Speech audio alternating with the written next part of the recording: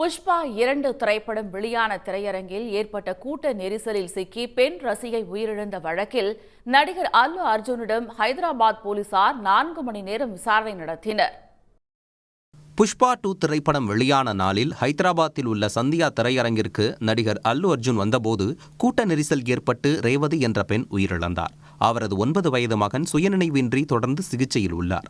இது தொடர்பான வழக்கில் பிணையில் வெளியே வந்துள்ள அல்லு அர்ஜுன் போலீசார் அனுப்பிய சம்மனை ஏற்று ஹைதராபாத் சிக்கடப்பள்ளி காவல் நிலையத்தில் விசாரணைக்கு ஆஜரானார். அவரது தந்தையும் திரைப்பட தயாரிப்பாளருமான அல்லு அரவிந்த், மாமனாரும் தெலுங்கானா காங்கிரஸ் தலைவர்கள் ஒருவரான சந்திரசேகர் ரெட்டி, வழக்கறிஞர் ஆகியோரும் உடன் சென்றனர்.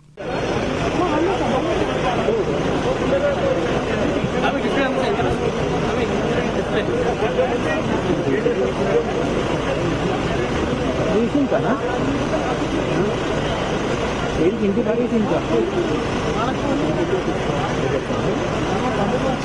4 மணி நேரம் நீடித்த விசாரணையில் நடிகர் அல்லு அர்ஜுனிடம் போலீசார் பல்வேறு கேள்விகளை எழுப்பியதாக கூறப்படுகிறது. குறிப்பாக திரையரங்கில் இருந்த சிசிடிவி காட்சிகளை ஒளிபரப்பி அவரிடம் கேள்விகளை கேட்டதாகவும் போலீசார் தரப்பில் தெரிவிக்கப்படுகிறது.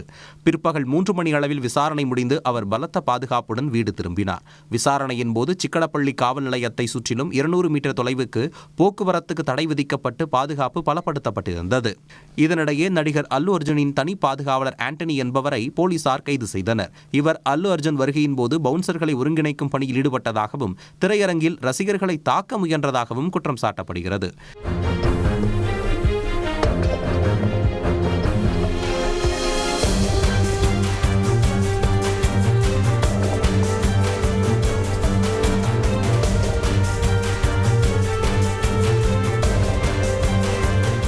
இந்நிலையில் அல்லு அர்ஜுனின் வழக்கறிஞர் குழுவினர் சம்பவம் நிகழ்ந்த சந்தியா திரையரங்கில் நேரில் ஆய்வு செய்தனர்.